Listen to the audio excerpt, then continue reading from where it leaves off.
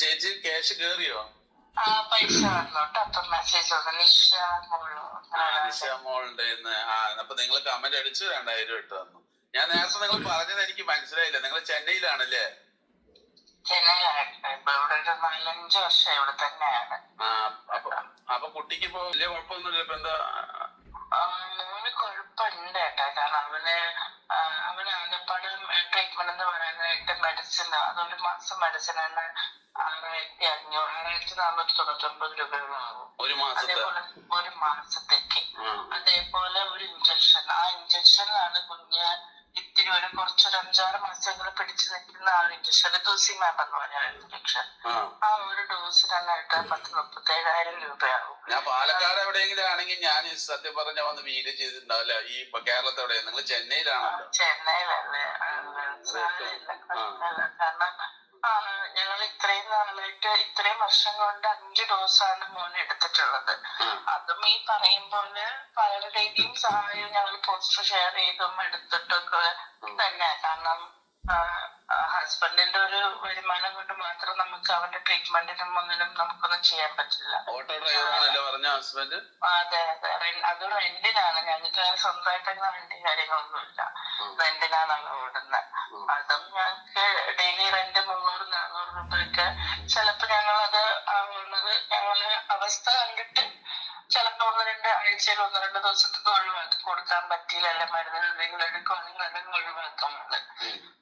എന്നിരുന്നാലും ഈ പറയും പോലെ ആ ഒരു ഡോസ് എടുക്കേണ്ട സമയവും കഴിഞ്ഞു. കാരണം ഡിസംബറില് ഞങ്ങൾ കാവേരിയിലാണ് കാണിക്കുന്നത്. ഞങ്ങൾ 1.5 വർഷത്തോളം ഞങ്ങൾ ഇവിടുത്തെ ഗവൺമെന്റ് ആശുപത്രിയിലാണ് കാണിച്ചത്, എഗ്മോറ്. പക്ഷെ തുടക്കത്തിലൊക്കെ അവർ നന്നായിട്ട് നോക്കി, ട്രീറ്റ്മെന്റ് ഒക്കെ നന്നായിട്ട് പോയി. പിന്നെ ആയപ്പോഴത്തേക്കും ഇങ്ങനത്തെ കുട്ടികൾക്ക് സ്റ്റിറോയിഡ് മരുന്നുകളാണ് കൊടുക്കുക. പക്ഷെ ഓരോ കുഞ്ഞുങ്ങൾക്കും ഓരോ അളവ് കൊണ്ട് കൊടുക്കുന്നതിന് അവര് പിന്നെ സ്റ്റിറോയിഡിന്റെ അളവ് അവർ കൂട്ടി. പക്ഷെ നമുക്ക് തരുന്ന ബുക്കിൽ എഴുതി തരുന്ന മരുന്നല്ലേ നമ്മൾ കൊടുക്കത്തുള്ളൂ. പക്ഷെ അത് കുഞ്ഞിനത് റിയാക്ഷൻ ആയി, അവന് രക്തം ഛർദ്ദിക്കാൻ തുടങ്ങി. 5-6 വട്ടം എനിക്ക് 2 പേരാണ് കേട്ടാ. മൂത്ത മോനാണ് വയ്യാത്തത്. അപ്പൊ 5-6 വട്ടം ഞങ്ങൾ അങ്ങനെ എടുത്തോണ്ട് ഓടിയിട്ടുണ്ട് ആശുപത്രിയില്. പിന്നെ ഞങ്ങൾക്ക് മതിയായി. കാരണം ഗവൺമെന്റ് ആണ്, അവിടുത്തെ മരുന്നുകൾ ഫ്രീ ആണ്. ആരുമില്ല, ഞങ്ങൾക്ക് ആരും ഇല്ല കേട്ടോ. കാരണം എനിക്ക് ചേട്ടനും ഞാനും മാത്രമേ ഉള്ളൂ. ചേച്ചി എന്തായാലും നിങ്ങളുടെ ഈ വോയിസ് പ്രിയ സുഹൃത്തുക്കളെ, അപ്പൊ നിങ്ങൾ ഈ ചേച്ചിയുടെ വോയിസ് കേട്ടല്ലോ. വളരെ അർഹതപ്പെട്ട ഒരു കുടുംബമാണ്, ഭാര്യയും ഭർത്താവുമാണ് ജീവിക്കുന്നത്. അതായത് ഒറ്റയ്ക്ക് വലിയ കുടുംബ സപ്പോർട്ടൊന്നുമില്ല. അതിന് അവർ പ്രേമവും കാര്യമൊക്കെ ആയിട്ട് കല്യാണം കഴിച്ചതാണ്. അതുകൊണ്ട് 2 സൈഡിൽ നിന്നും ഒരു രീതിയിലുള്ള ഒരു സഹായവുമില്ല. വളരെ കഷ്ടപ്പെട്ട് കുറേ കാലമായിട്ട് സഹായിക്കുകയാണ്. ഞാൻ ആദ്യം അവരോട് കുറേ സംസാരിച്ചു. പിന്നീടാണ് ഞാൻ വീഡിയോ ചെയ്തിടാനുള്ള ഒരു തീരുമാനത്തിലേക്ക് വന്നത്. അവരുടെ സങ്കടം കണ്ടിട്ടാണ് പ്രിയ സുഹൃത്തുക്കളെ. അപ്പോൾ ഈ വീഡിയോ കാണുന്ന നിങ്ങൾ ആര് വേണമെങ്കിൽ അയക്കുമോ, 1 രൂപ, ഒരൊറ്റ 1 രൂപ നിങ്ങൾ അവർക്ക് സഹായിക്കുക. ഗൂഗിൾ പേ ചെയ്ത് കൊടുക്കുക. ആ ഗൂഗിൾ പേ ഞാനിവിടെ വെച്ചിട്ടുണ്ട്. 1 രൂപ ഇട്ടാൽ മതി. നിങ്ങൾ ചിലപ്പോൾ ചിന്തിക്കുക അവർ അർഹതയുണ്ടോ ഇല്ലയോ, അതൊന്നും നിങ്ങൾ നോക്കണ്ട. 1 രൂപ കൊടുക്കുന്നതുകൊണ്ട് നിങ്ങൾക്ക് ജീവിതത്തിൽ ഒന്നും സംഭവിക്കാൻ പോകുന്നില്ല. പക്ഷേ ഈ വീഡിയോ കാണുന്ന ഒരുപാട് ആൾക്കാരുണ്ടാവും, ആയിരക്കണക്കിന് ആൾക്കാർ എൻ്റെ വീഡിയോ കാണുന്നുണ്ട്. 100% അവരൊക്കെ 1 രൂപ ഇടുകയാണെങ്കിൽ ഈ പറയുന്ന കുടുംബത്തിന് മരുന്ന് വാങ്ങാൻ, അവരുടെ കുട്ടിക്ക് അത്യാവശ്യം ട്രീറ്റ്മെൻറ്റ് എടുക്കാനൊക്കെ സഹായമാകും. അതിൽ ഒന്നും നിങ്ങൾക്ക് നഷ്ടപ്പെടാൻ പോകുന്നില്ല. 1 രൂപ ഇട്ടാൽ 1 രൂപ ഇട്ടാൽ മതി. ഞാൻ പറയുന്നത് നിങ്ങൾ വീഡിയോ കാണുന്ന ആരും 1 രൂപ മാത്രം ഇട്ടാൽ മതി. 100% അവർക്ക് അതിനുള്ള സഹായം കിട്ടും. കാരണം അത്രമാത്രം ആളുകൾ ഈ വീഡിയോ കാണുന്നുണ്ട്. എല്ലാവരും ഷെയർ ചെയ്യുകയും ചെയ്യുക. ആ കുടുംബത്തിന് മരുന്ന് വാങ്ങാനും മറ്റു കാര്യത്തിനൊക്കെ ഉപകാരമാവും. ഞാൻ എൻ്റെ കമൻ്റ് അടിച്ചപ്പോൾ 2000 രൂപ കൊടുത്തിട്ട് വിളിച്ചതാണ്. അപ്പോൾ വളരെ ദയനീയമായ ഒരു അവസ്ഥയാണ്. ഹോസ്പിറ്റലും കാര്യം അറിയാലോ നിങ്ങൾക്ക്. 2 മക്കളുള്ള ഒരു മൂത്ത മകന് ഇതുപോലെ ഹോസ്പിറ്റലും കിഡ്നിയുടെ പ്രശ്നമൊക്കെ ആയിട്ട് ജീവിതകാലം മുഴുവൻ ഇങ്ങനെ നടക്കേണ്ടി വരും. കാരണം പലപ്പോഴും എടുത്തുകൊണ്ട് ഓടുകയാണെന്നൊക്കെ പറഞ്ഞു.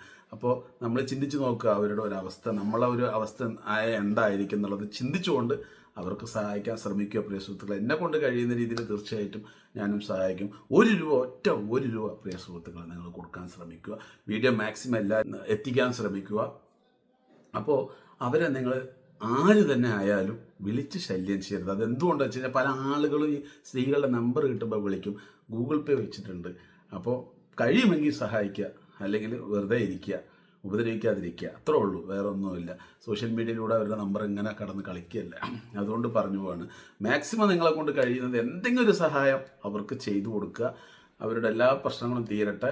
അപ്പോൾ പ്രിയ സുഹൃത്തുക്കളെ, നിങ്ങൾ കമൻറ്റിൽ പറയുക, നിങ്ങൾ ₹1 കൊടുത്തിട്ടുണ്ടെങ്കിൽ 100% അത് സ്ക്രീൻഷോട്ട് എടുക്കുക. ഒരു നാണക്കേടും കാണിക്കേണ്ട ആവശ്യമില്ല. സ്ക്രീൻഷോട്ട് എടുത്ത് ഈ വീഡിയോയുടെ താഴത്തിടുക.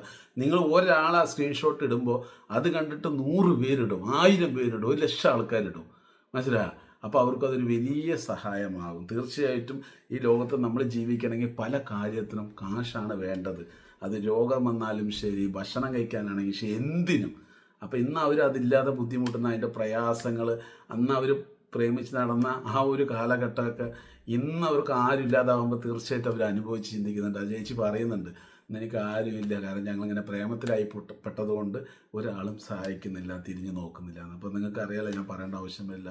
അപ്പോൾ തീർച്ചയായിട്ടും നിങ്ങളെല്ലാവരും അവരെ സഹായിക്കും, ഞാൻ പ്രതീക്ഷിക്കുന്നു. ഇൻഷാ അല്ലാഹ്.